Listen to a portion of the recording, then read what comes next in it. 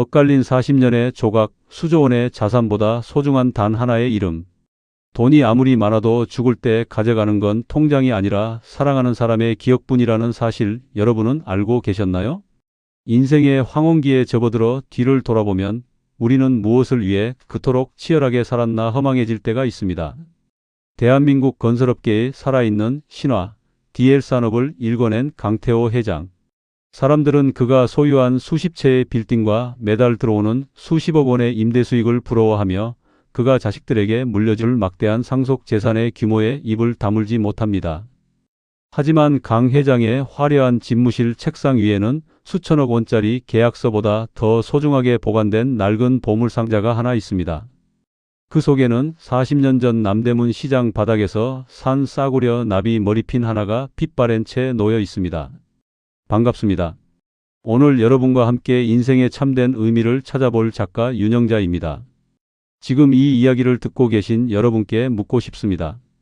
만약 여러분에게 전 재산을 다 주어도 바꿀 수 없는 단 한 사람이 있다면 그 사람은 누구인가요? 오늘 들려드릴 이야기는 40년의 세월을 돌아 기적처럼 서로의 손을 맞잡은 어느 남매의 절절한 인생실화입니다. 이 영상은 단순히 남의 이야기가 아닙니다. 우리 아버지, 우리 어머니, 혹은 바로 여러분 자신의 가슴속에 묻어둔 그리움에 대한 기록입니다. 본격적인 사연을 시작하기에 앞서 이 기적같은 감동사연이 더 많은 분께 닿아 가족의 소중함을 일깨울 수 있도록 구독과 좋아요를 꼭 눌러주세요. 여러분의 따뜻한 응원이 잊혀가는 효와 우애의 가치를 되살리는 큰 힘이 됩니다. 영상 끝까지 시청하시면 돈으로도 살 수 없는 진정한 행복이 무엇인지 가슴 깊이 느끼게 되실 겁니다. 1981년 겨울 10살 소년 태호는 5살배기 여동생 명숙이의 손을 잡고 시장통을 헤매고 있었습니다. 부모님을 불의의 사고로 여의고 남겨진 남매에게 세상은 너무나 차갑고 매정한 곳이었습니다. 오빠, 나 배고파. 저기 호떡 하나만 사주면 안 돼? 명숙이의 작은 목소리에 태호는 주머니 속 10원짜리 몇 개를 만지작거렸습니다. 그 돈은 내일 아침 동생에게 먹일 식빵 한 봉지를 살 돈이었습니다. 명숙아, 내일 오빠가 더 맛있는 거 사줄게. 조금만 참자. 태호는 동생의 손을 더 꽉 쥐었습니다. 시장의 인파는 거셌습니다. 태호는 잠시 풀린 신발끈을 묶기 위해 명숙이에게 말했습니다. 명숙아, 오빠가 이거 묶을 동안 저기 전신주 앞에 가만히 서 있어야 해. 알았지? 명숙이는 고개를 끄덕이며 태호가 사주지 못한 호떡 리어카를 물끄러미 바라보고 있었습니다.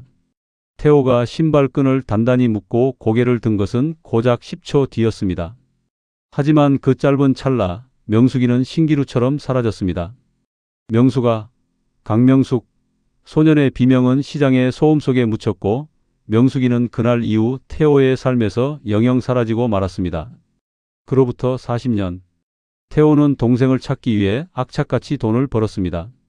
힘이 없어서 동생을 잃었다는 자책감은 그를 괴물처럼 일하게 만들었습니다. 그는 부동산 개발과 자산 운용에 천재적인 두각을 나타내며 DL산업을 일궈냈습니다. 하지만 부가 쌓일수록 가슴속 응어리는 더 커졌습니다. 내 동생은 지금 어디서 밥은 굶지 않고 있을까? 그 추운 겨울에 어디서 떨고 있지는 않을까? 강 회장은 매년 그에게 기부를 하고 가족을 찾는 단체에 수억 원을 쾌척하며 동생의 흔적을 쫓았습니다. 하지만 세상은 넓었고 명숙의 소식은 어디에도 없었습니다. 강 회장의 아내 박명자 여사는 남편의 이런 고통을 누구보다 잘 알았습니다. 그녀는 매년 명숙의 생일이 되면 조용히 미역국을 끓여 남편의 서재에 올렸습니다. 여보, 이제 그만 자신을 용서하세요. 명숙 아가씨도 오빠가 이렇게 훌륭한 회장님이 된 걸 하늘에서라도 보고 기뻐할 거예요. 박 여사의 위로에도 강 회장의 눈가는 마를 날이 없었습니다. 수조원의 상속 재산을 관리하는 비서실 직원들은 강 회장의 이런 인간적인 면모를 보며 숙연해지곤 했습니다. 세월은 무심하게 흘러 강 회장도 이제 이른을 바라보는 나이가 되었습니다. 어느 날 정기 건강검진을 위해 병원을 찾은 강 회장은 VIP 병동으로 향하는 엘리베이터 앞에서 발걸음을 멈췄습니다. 수천 명의 직원을 거느리고 수조 원대 자산 운용을 결정하는 그의 예리한 감각이 무언가를 감지한 것입니다. 병원 로비 저 구석 낡고 해진 옷을 입고 휠체어에 앉아 창밖을 멍하니 내다보는 한 여인의 뒷모습이 보였습니다. 그것은 본능이었습니다. 40년 세월의 두께를 뚫고 전해지는 핏줄의 이끌림. 강 회장의 심장이 터질 듯이 요동치기 시작했습니다. 설마, 아니겠지. 세상에 저런 사람이 얼마나 많은데. 하지만 그의 다리는 이미 여인을 향해 움직이고 있었습니다. 이것은 단순한 우연이 아니라 수만 번의 기도가 만들어낸 기적의 시작이었습니다. 낡은 환자복 위로 떨어진 회장님의 눈물. 강 회장은 떨리는 손으로 여인의 휠체어 옆에 섰습니다. 가까이서 본 여인의 모습은 참혹했습니다. 고된 세월의 흔적이 깊은 주름으로 새겨져 있었고 거칠어진 손마디는 그간의 노역을 여실히 증명하고 있었습니다. 여인은 강 회장의 그림자가 비치자 천천히 고개를 돌렸습니다. 그 순간 강 회장은 숨을 멈췄습니다. 40년 전 시장통에서 놓쳤던 그 맑은 눈동자, 그리고 왼쪽 귀 뒤에 선명하게 남아있는 나비 모양의 흉터. 그것은 어린 시절 명숙이가 대청마루에서 떨어졌을 때 태호가 직접 약을 발라주며 같이 울었던 그 상처였습니다. 명숙아, 너 강명숙 맞지? 강 회장의 갈라진 목소리에 여인의 눈동자가 크게 흔들렸습니다. 누구신데? 제 이름을? 여인의 목소리는 힘이 없었지만 그 말투는 분명 40년 전 태호가 기억하던 동생의 것이었습니다. 나다, 명숙아. 내 오빠 태호야. 남대문 시장에서 내 손 놓쳤던 못난 오빠 태호란 말이다. 강 회장은 그 자리에 그대로 주저앉았습니다. 수조원의 자산 운용을 결정하던 거물 회장의 위험은 간데없고 동생을 잃어버린 10살 소년의 처절한 오열만이 병원 로비를 가득 메웠습니다. 오빠? 우리 태호 오빠라고? 명숙의 눈에서 닭똥 같은 눈물이 떨어졌습니다. 그녀는 40년 동안 오빠를 원망한 적이 없었습니다. 아니, 오히려 자신이 오빠의 손을 놓친 건 아닐까 자책하며 살아왔습니다. 명숙은 식모살이와 시장 배달일을 전전하며 고단한 삶을 살았습니다. 제대로 된 치료는커녕 밥 한 끼 챙겨 먹기도 힘든 세월이었습니다. 그녀가 오늘 병원에 온 것도 몸이 너무 아파 더 이상 버틸 수 없어 마지막으로 세상을 하직하기 전 오빠 얼굴이라도 한번 보고 싶어 병원 로비를 서성이던 차였습니다. 강 회장은 명숙의 거친 손을 부여잡고 통곡했습니다. 미안하다, 명숙아. 오빠가 너무 늦었지? 오빠는 부자가 되면 너를 금방 찾을 줄 알았다. 그런데 돈이 다 무슨 소용이냐. 내 동생 이렇게 고생하는 줄도 모르고 나는 배불리 먹고 따뜻하게 잤으니. 강 회장의 아내 박명자 여사도 달려와 신우이의 손을 꼭 잡았습니다. 아가씨 정말 고생 많으셨어요. 이제는 걱정 마세요. 우리 명수 아버지하고 제가 아가씨 평생 업고 다닐 거예요. 로비를 지나가던 환자들과 간호사들도 이 믿기지 않는 장면에 발걸음을 멈추고 눈물을 훔쳤습니다. 이것은 세상 그 어떤 영화보다 더 극적인 실화 사연이었습니다. 강 회장은 즉시 비서실에 전화를 걸었습니다. 당장 이 병원에서 가장 좋은 VIP실을 예약해. 그리고 대한민국 최고의 의료진을 전부 호출해. 내 동생 몸부터 살려내야 한다. 비용은 얼마가 들어도 좋다. 내 전 재산을 다 써서라도 명숙이를 살려낼 거야. 강 회장의 불호령에 병원 전체가 발칵 뒤집혔습니다. 평소 냉철하기로 소문난 회장님이 로비 바닥에 주저앉아 여인을 안고 우는 모습은 금세 화제가 되었습니다. 명숙은 오빠의 고급 수트에 눈물을 쏟아내며 물었습니다. 오빠, 나 이제 안 잃어버릴 거지? 다시는 내 손 안 놓을 거지? 강 회장은 명숙을 품에 꼭 안고 대답했습니다. 그래, 명숙아. 이제 죽을 때까지 내 손 안 놓는다. 내가 겪은 가난, 내가 겪은 서름, 오빠가 10,000배, 100,000배로 갚아줄게.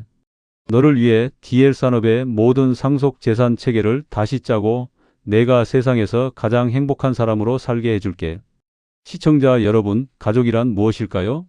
가장 힘들 때 내 손을 잡아주는 사람, 40년이 지나도 눈빛만으로 서로를 알아볼 수 있는 혈연의 신비.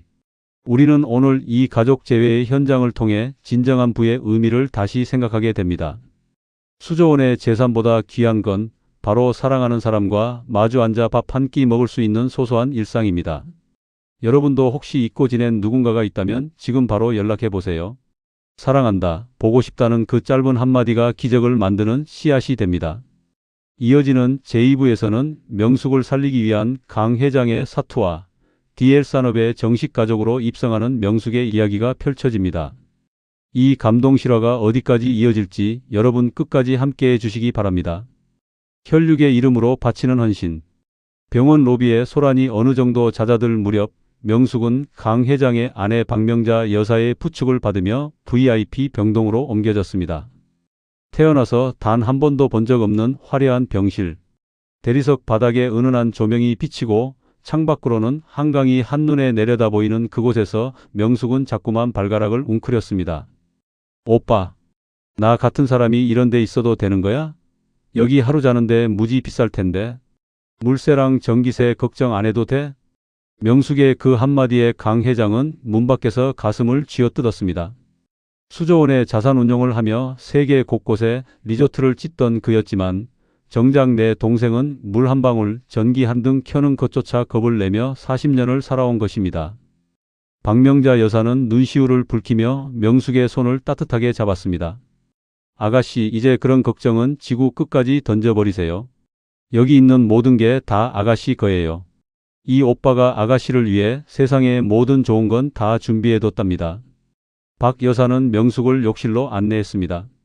최고급 아로마 향이 감도는 욕조에 따뜻한 물을 채우고 명숙의 해진 옷을 벗겼습니다. 그 순간 박 여사는 입을 틀어막고 주저앉고 말았습니다. 명숙의 몸은 여기저기 멍자국과 거친 굳은 살, 그리고 고된 노동으로 인해 뒤틀린 뼈마디로 가득했습니다. 식모살이를 하며 주인집 눈치를 보느라 제대로 씻지도 못했고 시장 바닥에서 무거운 짐을 나르느라 허리는 기역기역자로 휘어 있었습니다. 언니, 왜 울어? 내가 너무 취해서 그래? 미안해. 내가 깨끗하게 씻고 나올게. 명숙의 순진한 말에 박 여사는 그녀를 끌어안고 통곡했습니다. 아니에요, 아가씨. 우리가 미안해요. 우리가 너무 늦게 찾아서. 이 고운 몸이 이렇게 될 때까지 우리가 뭘 했는지. 박 여사는 명숙의 등을 직접 밀어주며 40년 동안 쌓인 가난의 먼지를 하나하나 씻어냈습니다. 물소리와 함께 두 여인의 울음소리가 욕실을 가득 메웠습니다. 한편 강 회장은 병실 밖에서 아들 강명수와 마주했습니다. 명수는 DL산업의 후계자로서 차갑고 명석한 두뇌를 가졌지만 아버지의 아픔을 누구보다 잘 아는 효자였습니다. 아버지, 고모님 소식 들었습니다. 비서실 통해서 고모님이 그동안 사셨던 곳을 조사해 봤습니다. 명수가 내민 서류 뭉치에는 명숙이 전전했던 단칸방들과 고된 노동의 기록들이 빼곡했습니다. 강 회장은 서류를 넘길 때마다 손을 떨었습니다. 명수야, 내가 이 돈을 다 벌어서 어디에 쓰려 했겠느냐. 다 잃어버린 내 동생 찾으려고 벌어들인 재산 아니냐. 그런데 그 아이가 병원비 몇만 원이 없어서 로비에서 망설이고 있었다니. 이게 말이 되느냐. 강 회장의 분노는 자신을 향한 것이었습니다. 그는 즉시 법무팀을 호출했습니다. 당장 명숙이 명의로 된 재단을 설립해. 그리고 내가 가진 개인 지분 중 일부를 명숙이에게 상속재산 형식으로 미리 증여할 거다. 증여세가 수천억 원이 나와도 상관없어. 내 동생이 이제부터는 이 세상에서 가장 큰 부자로 살게 해줄 거야. 명수는 아버지의 결단에 고개를 끄덕였습니다. 걱정 마세요, 아버지. 제가 직접 자금 관리와 자산 운용팀을 꾸려 고모님이 평생 돈 걱정 없이 아니 세상을 돕는 기쁨을 누리며 사실 수 있게 뒷받침하겠습니다. 명수의 목소리에는 고모에 대한 안쓰러움과 아버지에 대한 존경심이 서려 있었습니다. 시청자 여러분, 가족이란 이렇게 아픔을 함께 나누고 서로의 상처를 보듬어주는 존재입니다. 수천억의 돈보다 더 값진 것은 바로 내가 너를 끝까지 책임지겠다는 그 마음이 아닐까요? 수술실 앞에 붉은 조명과 간절한 기도. 정밀 검사 결과가 나오자 기쁨은 다시 거대한 절벽으로 변했습니다. 명숙의 심장은 오랜 영양실조와 과로로 인해 심각하게 망가져 있었습니다. 회장님, 긴급 수술이 필요합니다. 하지만 환자의 기력이 너무 약해 수술을 버텨낼 확률이 20%도 되지 않습니다. 어쩌면 수술대 위가 마지막이 될 수도 있습니다. 병원장의 냉정한 진단에 강 회장은 자리에 고꾸라졌습니다. 기적처럼 만났는데? 이제 오빠 소리 한번 제대로 들었는데? 하늘도 무심하시지. 왜 또 데려가려 하느냐? 강 회장은 수술실 복도 벽을 머리로 들이받으며 울부짖었습니다. 평소 정갈하던 머리칼은 헝클어지고 최고급 수트는 눈물과 땀으로 범벅이 되었습니다. 원장, 살려내. 내 전 재산을 다 가져가도 좋으니 내 동생 명숙이 무조건 살려내란 말이야. 내가 이 병원을 사버려서라도 살려낼 테니 제발. 강 회장의 절규에 병원 복도는 순식간에 숙연해졌습니다. 수천 명의 직원을 거느리고 수조 원의 상속 재산을 관리하는 경영자의 모습은 온데간데 없었습니다. 그곳에는 오직 40년 전 잃어버린 동생을 구하고 싶은 10살 소년 태호만이 있었습니다. 아들 명수는 그런 아버지를 부축하며 말했습니다. 아버지, 고모님은 40년을 오빠 만날 생각으로 버티신 분입니다. 저렇게 쉽게 포기하실 분이 아니에요. 저 수술실 안에 우리 가족의 모든 정성과 기도가 들어가 있습니다. 하늘도 감동하실 겁니다. 수술실 위에 붉은 수술중 조명이 켜졌습니다. 그 붉은 빛은 마치 강 회장의 심장에서 흐르는 피처럼 가슴 아프게 번졌습니다. 강 회장은 차가운 대리석 바닥에 무릎을 꿇었습니다. 구둣발 소리만 가득하던 병원 복도에 강 회장의 낮은 기도 소리가 울려 퍼졌습니다. 하늘이시여, 제 목숨을 가져가십시오. 제 DL 산업 지분, 제가 가진 모든 자산 운용 수익 다 거두어 가셔도 좋습니다. 제발 명숙이에게만은 세상을 더 볼 시간을 주십시오. 이제야 오빠랑 따뜻한 밥 한 끼 먹으려 하는데, 이제야 예쁜 옷 한 벌 사주려 하는데, 아내 박명자 여사도 곁에서 손을 맞잡았습니다.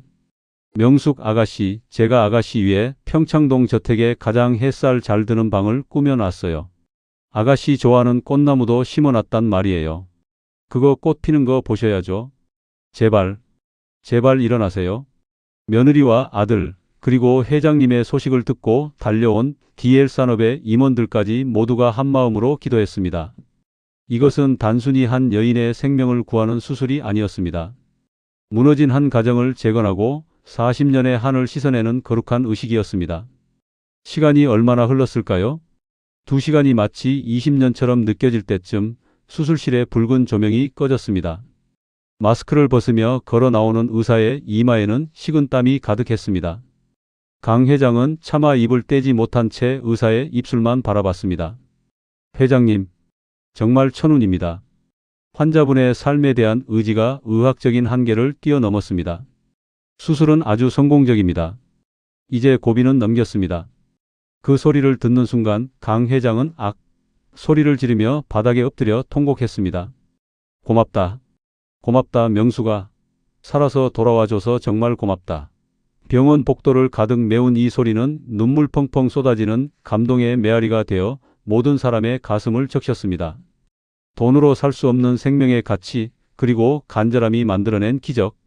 시청자 여러분, 여러분은 지금 이 감동의 순간을 함께하며 무엇을 느끼고 계신가요?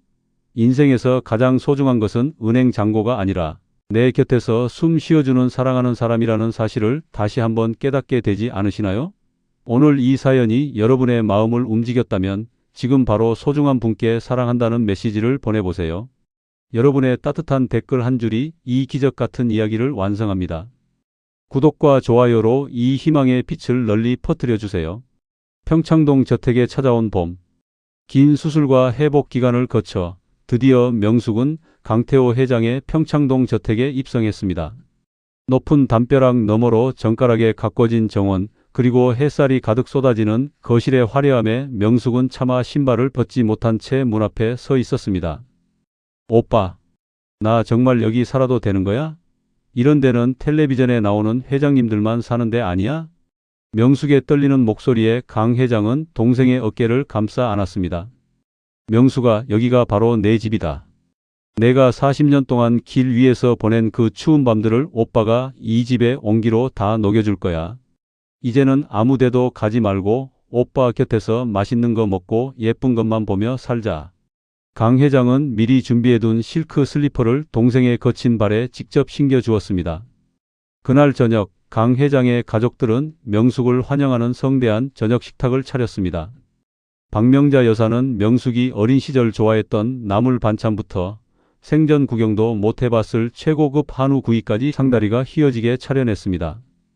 강 회장은 동생의 밥 위에 생선살을 정성스레 발라 올렸습니다. 명수가 기억나니? 우리 남대문 시장에서 헤어지던 날 내가 호떡 하나 못 사줬던 거. 오빠는 그게 40년 동안 가시처럼 목에 걸려 있었다. 이제는 오빠가 세상에서 제일 비싼 호떡, 제일 맛있는 고기 매일매일 사줄게. 명숙은 밥을 먹다 말고 숟가락을 놓은 채 엉엉 울기만 했습니다. 오빠, 나 배 안 고파. 오빠 얼굴 보고 있는 것만으로도 배가 불러. 나 죽어서 엄마 아빠 보면 오빠 만났다고 자랑할 수 있어서 너무 좋아. 명숙의 눈물에 식탁은 금세 울음바다가 되었습니다. 아들 명수도 고모의 손을 잡으며 말했습니다. 고모님, 제가 고모님을 위해 특별한 선물을 준비했습니다. 고모님 명의로 된 자산운용 계좌와 법인카드를 만들었어요. 이제는 시장에서 가격표 보고 망설이지 마세요. 고모님이 하고 싶은 거, 사고 싶은 거 다 하셔도 저희 DL산업은 끄떡없습니다. 강 회장은 이 자리에서 중대한 발표를 했습니다. 명수야, 그리고 명자야. 내가 이번에 명수기를 찾으면서 느낀 게 많다. 돈이라는 게 쌓아두기만 하면 종이 조각에 불과하다는 걸 말이다. 그래서 나는 내 개인 지분의 상당 부분을 명수기 이름으로 된 복지재단에 출연할 생각이다. 증여세가 수천억 원이 나오더라도 우리 명수기처럼 억울하게 가족을 잃고 가난에 고통받는 사람들을 돕는 데 쓰고 싶다. 박 여사와 명수는 아버지의 뜻에 기꺼이 동의했습니다. 여보, 참 잘 생각하셨어요. 아가씨를 찾은 이 기쁨을 세상과 나누는 것이야말로 진정한 상속 재산의 가치를 높이는 일이죠. 강 회장의 결단은 단순히 부를 나누는 것을 넘어 DL산업의 기업 가치를 나눔과 상속이라는 새로운 차원으로 끌어올렸습니다. 시청자 여러분, 여러분은 지금 이 행복한 식탁을 보며 어떤 생각이 드시나요? 돈이 많아서 행복한 것이 아니라 그 돈을 사랑하는 사람을 위해 쓸 수 있어서 행복하다는 강 회장의 고백이 들리시나요?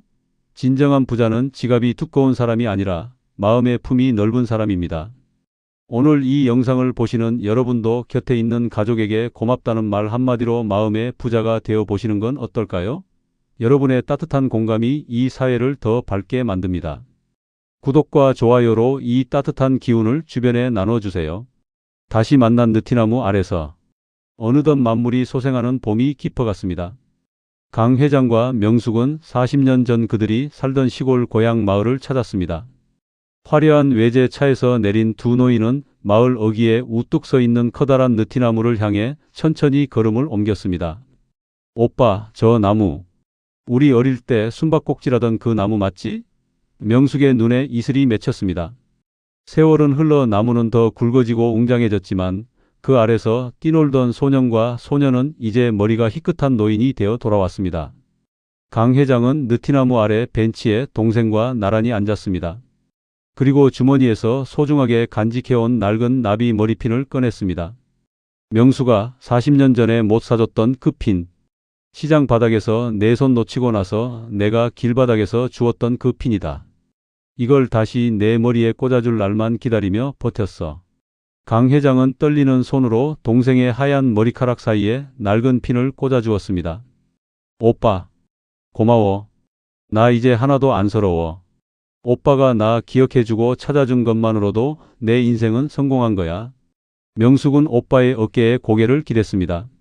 지평선 너머로 붉은 노을이 내려앉으며 두 사람의 그림자를 길게 늘어뜨렸습니다. 40년이라는 긴 세월의 단절, 가난의 고통, 죽음의 문턱까지 갔던 고난. 그 모든 것들이 이 봄바람 속에 흩어져 사라지는 듯 했습니다. 이때 강 회장의 휴대폰으로 아들 명수의 전화가 걸려왔습니다. 아버지, DL 명숙 재단 설립 절차가 모두 완료되었습니다. 첫 번째 사업으로 실종 아동 찾기 캠페인을 시작하기로 했습니다. 고모님 성함이 적힌 재단 현판을 보니 가슴이 뭉클합니다. 강 회장은 미소를 지었습니다. 그래, 명수야. 고생했다. 이제 우리 명숙이 이름이 세상에서 가장 아름다운 이름으로 불리겠구나. 강 회장은 동생의 손을 꼭 잡고 하늘을 올려다보았습니다. 엄마, 아빠. 저 명숙이 찾았어요. 이제 제가 명숙이 평생 지켜줄게요. 나중에 하늘나라에서 뵐 때 칭찬해 주세요. 느티나무 잎사귀가 바람에 흔들리며 마치 부모님의 대답인 양 부드러운 소리를 냈습니다. 시청자 여러분, 5천만 뷰의 신화 뒤에는 이런 절절한 인생 실화가 있었습니다. 수조원의 상속 재산보다 귀한 것은 결국 잃어버린 동생의 손을 다시 잡는 용기였고 그 기쁨을 세상과 나누는 헌신이었습니다. 여러분의 인생에도 지금 당장은 어둡고 긴 터널 같은 시간이 있을지 모릅니다. 하지만 포기하지 마세요. 강태호 회장과 명숙 씨처럼 간절히 바라고 노력한다면 기적은 반드시 여러분의 문을 두드릴 것입니다. 오늘 준비한 이 긴 이야기가 여러분의 가슴에 작은 위로와 희망의 불꽃이 되었기를 바랍니다. 영상이 좋으셨다면 주변의 소중한 분들에게 공유해 주세요. 여러분의 공유 한 번이 또 다른 기적의 시작이 될 수 있습니다. 마지막으로 댓글창에 가족 사랑합니다 라고 한 번씩 적어주시면 저희 제작진에게 큰 힘이 됩니다. 지금까지 대한민국 최고의 시니어 북 연출가 윤영자였습니다. 시청해 주셔서 진심으로 감사합니다.